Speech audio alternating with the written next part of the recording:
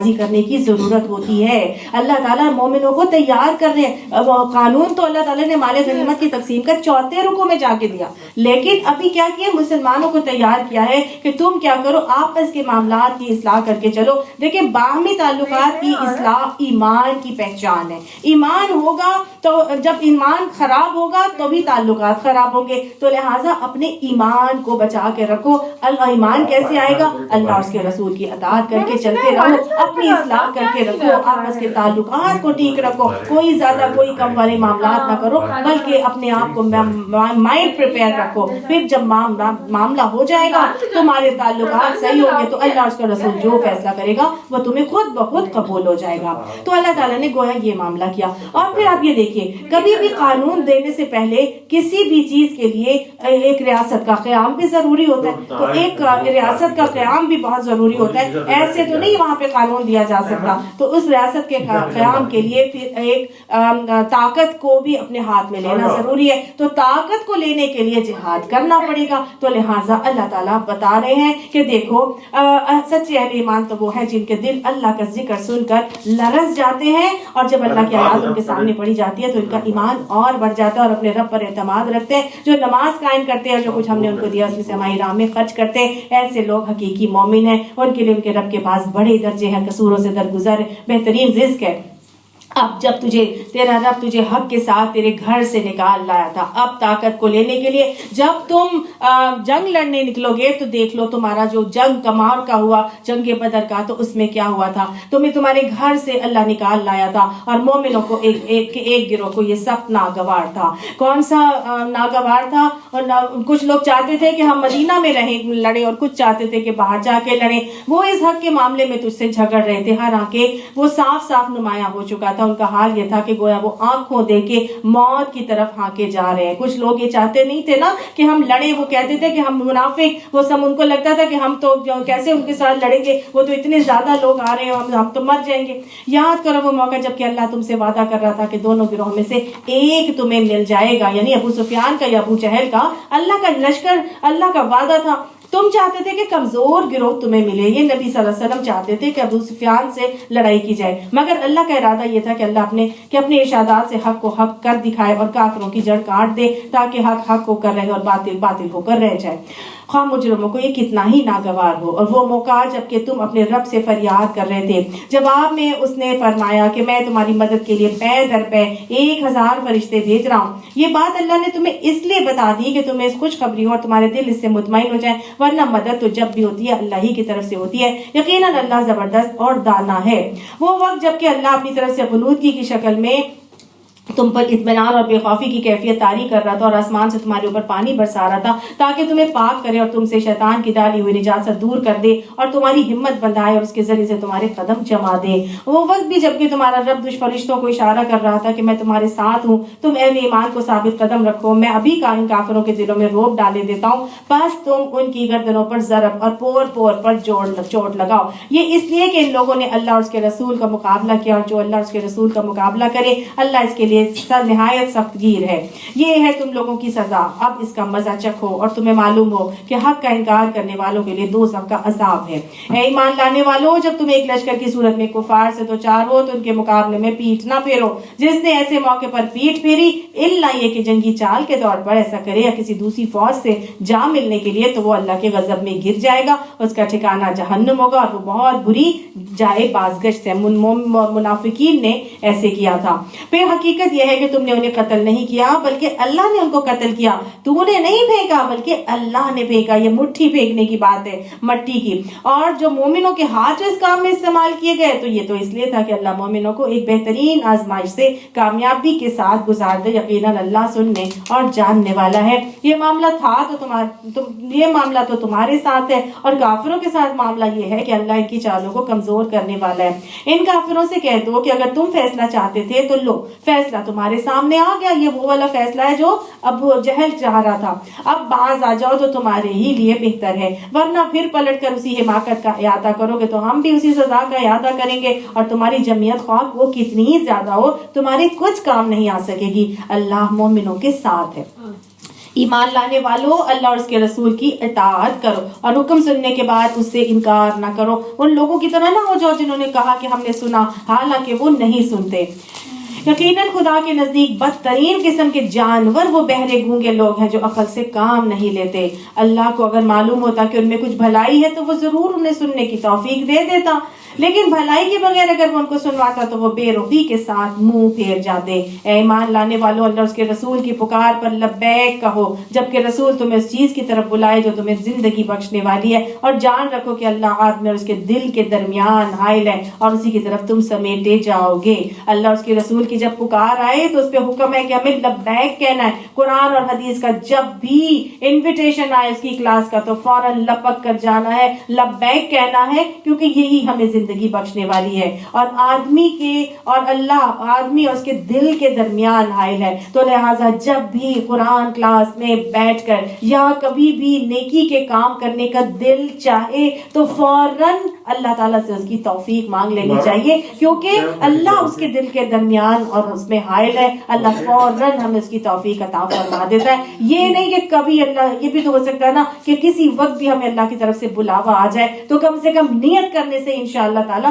ہمیں اللہ ان لوگوں میں اٹھا لیں گے. اسی طرف تم سمیٹے جاؤ گے اور بچو اس فتنے سے جس کی شامت مخصوص طور پر صرف انہی لوگوں تک محدود نہیں رہے گی جنہوں نے تم میں سے گناہ کیا ہو. اور جان رکھو کہ اللہ سخت سزا دینے والا ہے. یاد کرو وہ وقت جب کہ تم تھوڑے تھے، زمین میں تم کو بے زور سمجھا جاتا تھا، تم ڈرتے رہتے تھے. یہ جنگ بدر سے پہلے مسلمان جب مکہ میں رہتے تھے نا، اس کی بات کی جا رہی ہے. اور کہیں تم ڈرتے رہتے تھے کہ کہیں لوگ تمہیں مٹا نہ دیں. آج ہمارا بھی معاملہ ایسے دیکھ لیجئے، اگر ہم پیچھے دیکھیں اپنا معاملہ بر صغیر پاک و ہند میں، تو ہم بھی بہت تھوڑے تھے، کمزور تھے. ہم ڈرتے رہتے تھے کہ ایسا نہ ہو کہ ہمیں لوگ مٹا ہی دیں، ہمیں ختم ہی کر دیں. پھر کیا ہوا؟ پھر اللہ نے تم کو جائے پناہ مہیا کر دی. اللہ نے مکی دور میں مسلمانوں کو جائے پناہ کہاں دی؟ مدینہ کے اندر. اللہ نے ہمیں بھی جائے پناہ کہاں دی؟ اس پاکستان کے اندر. اور اپنی مدد سے تمہارے ہاتھ مضبوط کیے، تمہیں اچھا رزق وہاں پہنچایا. شاید کہ تم شکر گزار ہو جاؤ. اللہ نعمتیں دیتا ہے تو چاہتا ہے کہ ہم شکر گزار بن جائیں. اللہ نے یہ ملک ہمیں دیا، اللہ کی ڈیمانڈ ہے کہ ہم شکر گزار بن جائیں. رب اعینی علی ذکرک و شکرک و حسن عبادتک. اللہ شکر کے رویے سکھا، شکر کے طریقے سکھا، اور شکر گزار لوگوں میں ہمیں شامل فرما لے. اللہ جو وعدہ ہم نے توڑا ہے اس کو پورا کرنے کی توفیق بھی عطا فرما. اے ایمان لانے والے جانتے بوجھتے اللہ اس کے رسول کے ساتھ خیانت نہ کرو. اپنی امانتوں میں غداری کے مرتکب نہ ہو جاؤ، اور جان رکھو کہ تمہارے مال اور تمہاری اولاد تو حقیقت میں سامان آزمائش ہے، اور اللہ کے پاس اجر دینے کے لیے بہت کچھ ہے. آج ہم نے بھی امانت میں خیانت کا معاملہ کیا ہوا ہے. ہم نے اللہ سے وعدہ کر کے لیا تھا کہ لا الہ، پاکستان کا مطلب کیا؟ لا الہ الا اللہ. اور وہ جن لوگوں نے اپنی جانوں کے نذرانے دیے، جن باپوں نے اپنی بیٹیوں کی عصمتوں کو اپنے سامنے لوٹتے ہوئے دیکھا، اگر وہ آج ہم سے قیامت والے دن ہمارے گریبان پکڑ کے پوچھ لیں کہ بتاؤ وہ امانت جو تمہارے حوالے کی تھی، میں نے اپنی بیٹی کی عصمت کی قربانی دے کے، تم نے اس امانت کا کیا کیا؟ آج ہم اس خیانت کے مرتکب نہیں ہو رہے. اللہ تعالیٰ کہہ رہے ہیں اپنی امانتوں میں غداری کے مرتکب نہ ہو جاؤ. اللہ ہمیں معاف فرما اور ہمیں اس امانت کا حق ادا کرنے کی بھی توفیق عطا فرما. تو اے ایمان لانے والوں، اگر تم خدا ترسی کی روش اختیار کرو گے تو اللہ تمہارے لیے کسوٹی وہاں پہنچا دے گا. اللہ کا تقویٰ کرو، اللہ تمہیں خود ہی فرقان عطا فرمائے گا. اور کیا کرے گا؟ یکفر عنکم سیئاتکم، تمہاری ساری برائیاں بھی تم سے دور کر دے گا. ویغفر لکم، تمہارے سارے گناہ بھی معاف کر دے گا. آج ساری برائیاں جو بحیثیت قوم ہمارے اندر موجود ہیں، اللہ نے بتا دیا ہے یہ کیسے دور ہوں گی. اللہ ہمیں یہ ایمان عطا فرما اور ان رویوں کو اپنا کی توفیق عطا فرما، کیونکہ واللہ ذو فضل عظیم، اللہ تعالیٰ بڑے فضل والا ہے اور عظمت والا ہے. وَإِذْ يَمْكُرُ، اور جب وہ وقت بھی یاد کرنے کے قابل ہے جبکہ منکرین حق تیرے خلاف تدبیر سوچ رہے تھے کہ تجھے قید کریں یا قتل کر ڈالیں یا جلا وطن کر دیں. یہ کون سا وقت ہے؟ جب ہجرت سے پہلے کا.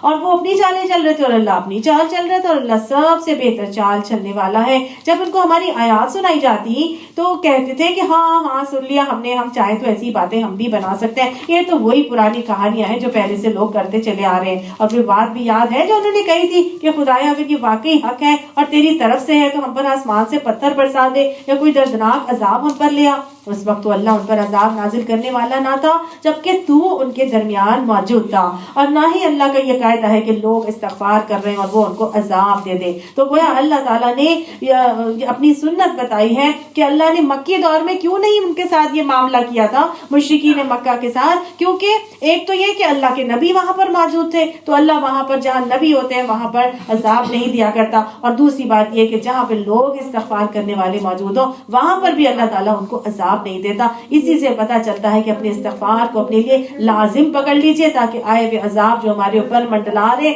अल्लाह ताला इनको हमसे टाल दे। लेकिन अब वो क्यों ना उन पर अजाब दे जबकि वो मस्जिद हराम का रास्ता रोक रहे हैं। साद बिन माज के हवाले से बताया गया कि उनका रास्ता रोका था ना, और हालांकि वो इसके जायज मतवल्ली नहीं है। इसके जायज मतवल्ली तो सिर्फ पहले तकवा ही हो सकते हैं, मगर अक्सर लोग इस बात को नहीं जानते। बैतुल्लाह के पास इन लोगों की नमाज क्या होती है? बस सीटियां बजाते और तालियां पीटते। हमारे दीन का ये मिजाज नहीं है कि वो उर्स कवाली और धमाल और नाच गाने, ये हमारे दीन का मिजाज नहीं है। अल्लाह ने कह दिया बस सीटियां बजाते और तालियां पीटते हैं, ये तो मुशरिकीन का काम था। बस अब लोग कहते हैं जी कव्वाली से बड़ा जी रूहानी वो होता है ये सीटियां बजाना, धमाल डालना और ये चिमटे बजाना, ये हमारा दीन नहीं इसकी इजाजत देता। बस अब लोग इस अजाब का मजा चखो अपनी उस इनकार हक की पादाश में जो तुम करते रहे हो। जिन लोगों ने हक को मानने से इनकार किया वो अपने माल खुदा के रास्ते से रोकने के लिए सर्व कर रहे हैं और अभी और खर्च करते रहेंगे, मगर आखिरकार यही कोशिश उनके लिए पछतावे का सबब बनेगी और फिर वो मगलूब हो जाएंगे। फिर ये काफिर जहन्नुम की तरफ घेर लाए जाएंगे ताकि अल्लाह उन गंदगी को पाकीज़गी से छांट कर अलग कर दे और हर किस्म की गंदगी को मिलाकर इकट्ठा करे, फिर इस बुलंदिश को जहन्नुम में झोंक दे। यही लोग असल दीवारी है। ए नबी इन काफिरों से क्या हो गया? अगर अब भी बात आ जाए तो जो कुछ पहले हो चुका उसके लिए अल्लाह के लिए हो नहीं, जो कुछ पहले हो चुका है इससे अल्लाह के लिए हो जाए। फिर अगर वो फितने से रुक जाए तो उनके अमाल का देखने वाला अल्लाह है। अगर ना माने तो जान रखो कि अल्लाह तुम्हारा सरपरस्त है और वो बेहतरीन हामी और मददगार है। और तुम्हें मालूम हो कि जो कुछ माले गनीमत तुमने हासिल किया है इसका 5वां हिस्सा अब अल्लाह ताला बता रहे कि माले गनीमत की तकसीम कैसे होगी।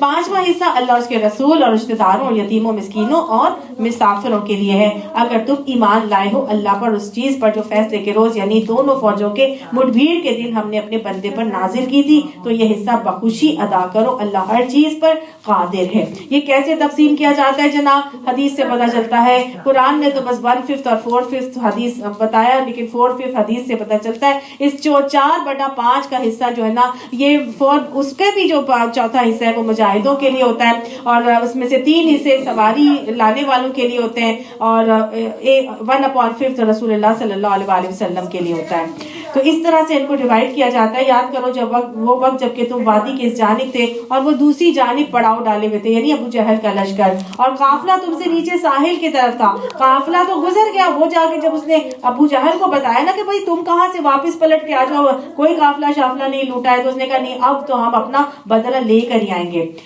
फिर अगर कहीं पहले से तुम्हारे और उनके दरमियान मुकाबले की करारदाद हो चुकी होती तो तुम जरूर इससे पहलू नहीं कर जाते, लेकिन जो पेश आया वो इसलिए था कि जिस बात का फैसला अल्लाह कर चुका था उससे ज़हूर में ले आए कि जिसे हलाक होना है वो दलील रोशन के साथ हलाक हो, और जिसे जिंदा रहना है वो दलील रोशन के साथ जिंदा रहे। यकीनन खुदा सुनने और जानने वाला है। दलील रोशन क्या थी? आप सल्लल्लाहु अलैहि वसल्लम ने बाकायदा जिस दिन उनकी लड़ाई होनी थी उससे एक रात पहले पूरी के पूरी जगहों पर पॉइंट आउट करके बताया कि यहाँ पे फला मरेगा, यहाँ पे फला मरेगा, यहाँ पे फला मरेगा, और बिल्कुल ऐसा ही हुआ। 25 रईस जो है ना सरदार रानी कुरैश वो कत्ल किए गए थे, और जिसको दलील रोशन के साथ जिंदा रहना है वो वैसे रहे। जो लोग बदर के बाद जिंदा रहे उन लोगों ने इस्लाम कबूल कर लिया था। अबू सुफियान ने भी इस्लाम कबूल कर लिया, दूसरे अबू सुफियान ने भी कर लिया, हजरत खालिद बिन वलीद ने भी कर लिया। जो भी जिंदा मतलब रहे उन सब ने इस्लाम कबूल कर लिया था, बाकी सब मर गए थे।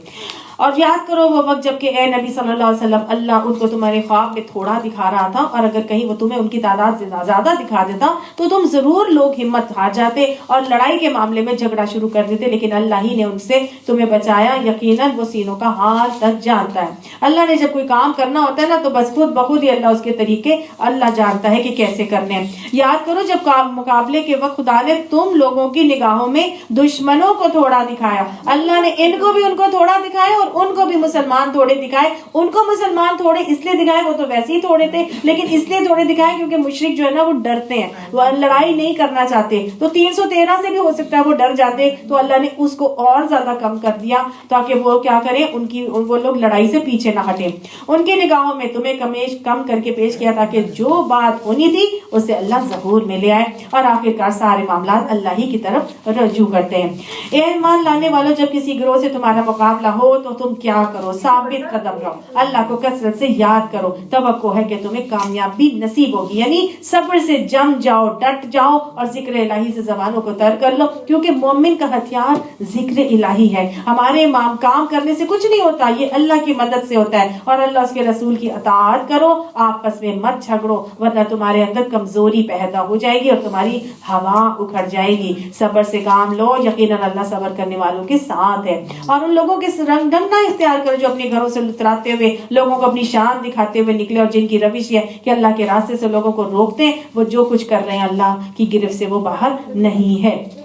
ذرا خیال کرو اس وقت کا جبکہ شیطان نے ان لوگوں کے کرتوت ان کی نگاہوں میں خوشنما بنا کر دکھائے, اور ان سے کہا تھا کہ آج کوئی تم پر غالب نہیں آ سکتا, اور یہ کہ میں تمہارے ساتھ ہوں. یہ سراقہ بن مالک کی شکل میں شیطان آیا تھا, ابو جہل کو کہا تھا کہ میں تمہارے ساتھ مل کے لڑوں گا, لیکن کیا ہوا, جب فرشتوں کی مدد اتری تو شیطان کو فوراً سے مدد نظر آ گئی فرشتوں کی, اور وہ وہاں سے بھاگ گیا. وہ بات کی جا رہی ہے. اور یہ کہ میں تمہارے ساتھ ہوں, لیکن جب دونوں گروہوں کا آمنا سامنا ہوا تو وہ الٹے پاؤں پھر گیا اور کہنے لگا کہ میرا تمہارا ساتھ نہیں ہے, میں تو وہ کچھ دیکھ رہا ہوں جو تم نہیں دیکھ رہے. مجھے خدا سے ڈر لگتا ہے, خدا بڑی سخت سزا دینے والا ہے. جبکہ منافقین اور وہ سب لوگ جن کے دلوں کو روگ لگا ہوا ہے کہہ رہے تھے کہ ان لوگوں کو تو ان کے دین نے خبط میں مبتلا کر رکھا ہے, حالانکہ اگر کوئی اللہ پر بھروسہ کرے تو یقیناً اللہ بڑا زبردست اور دانا ہے. منافق کہتے تھے نا کہ یہ تو خبطی ہو گئے, 313 لوگ جائیں گے 1000 لوگوں سے لڑنے کے لیے, نہ ان کے پاس کوئی جنگی آلات ہے, نہ ہتھیار ہے, نہ سواریاں, یہ کیسے لڑیں گے, دماغ ہی خراب ہو گیا. آج بھی ایسی باتیں لوگ کرتے ہیں.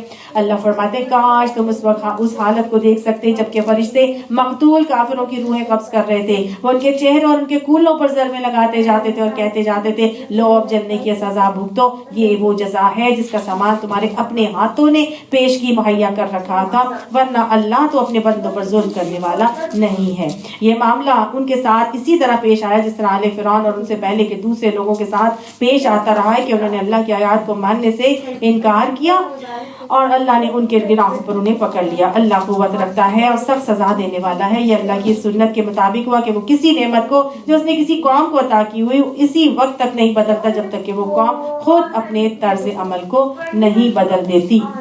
اللہ سب کچھ سننے اور جاننے والا ہے. آل فرعون اور ان سے پہلے کی قوموں کے ساتھ جو کچھ پیش آیا وہ اسی ضابطے کے مطابق تھا. انہوں نے رب کی آیات کو جھٹلایا تھا, تب ہم نے ان کے گناہوں کی پاداش میں انہیں ہلاک کیا اور آل فرعون کو غرق کر دیا. یہ سب ظالم لوگ تھے.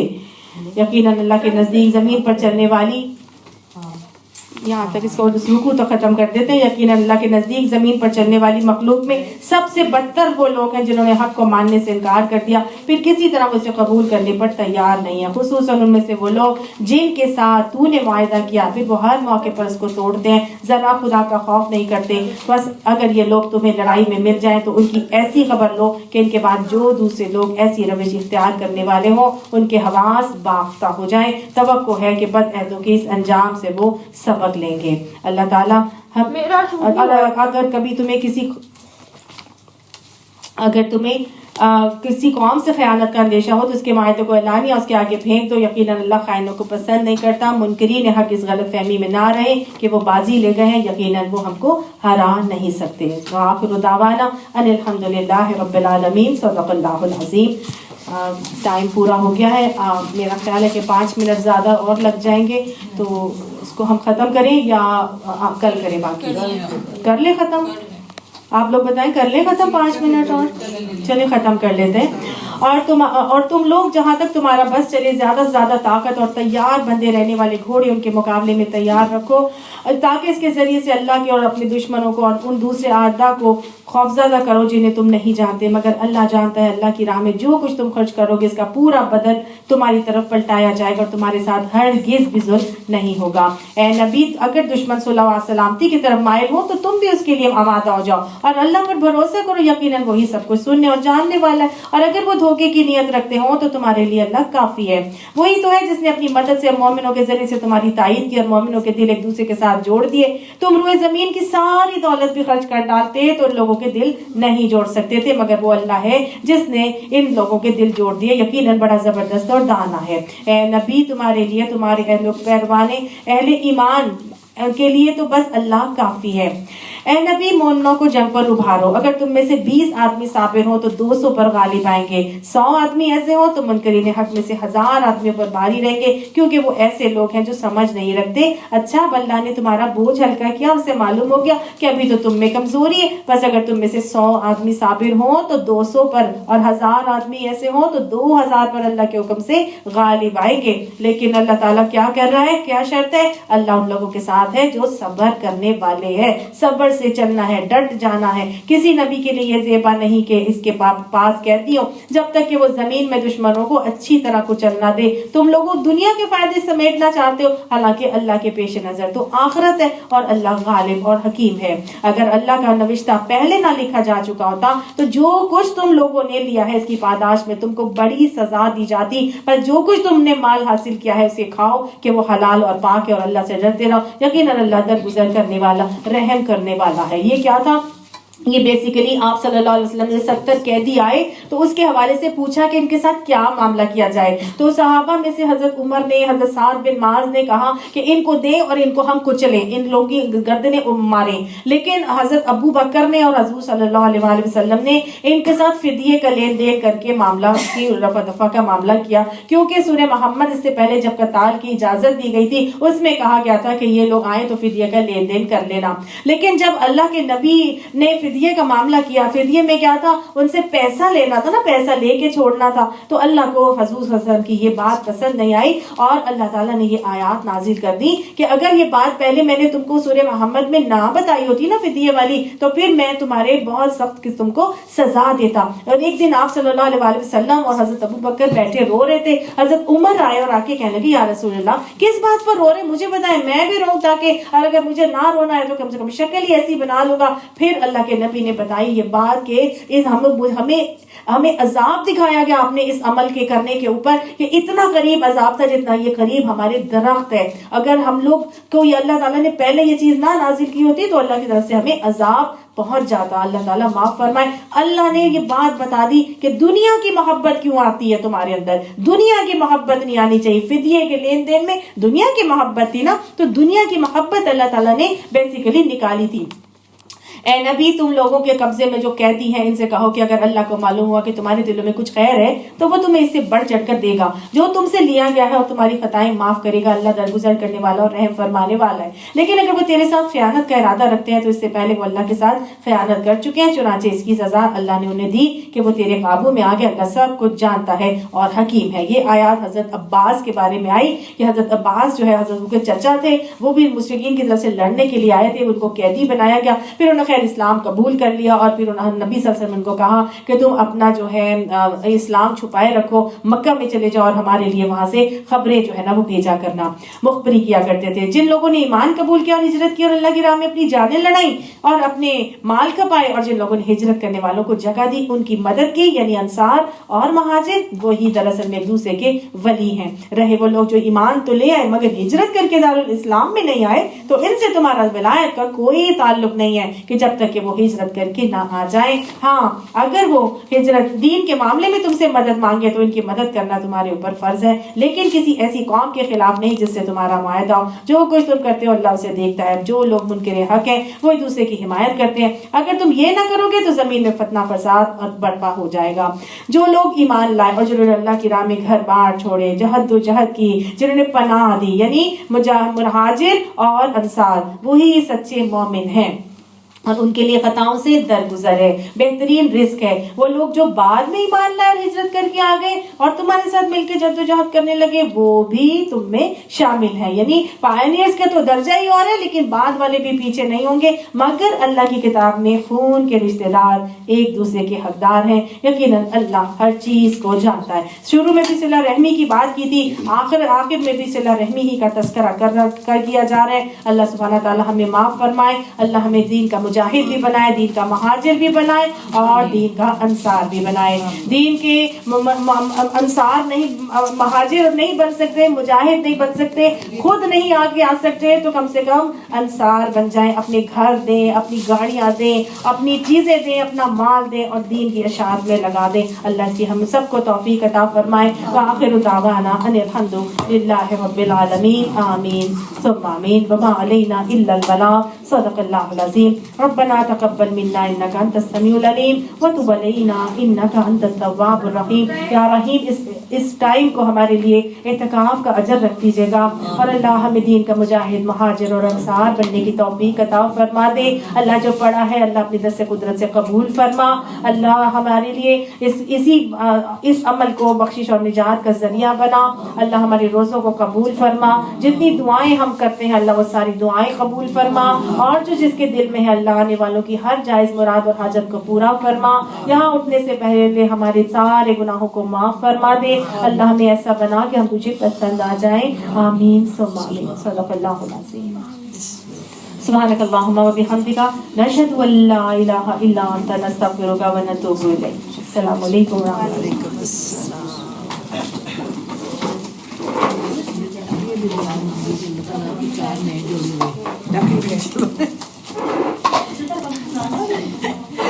صحیح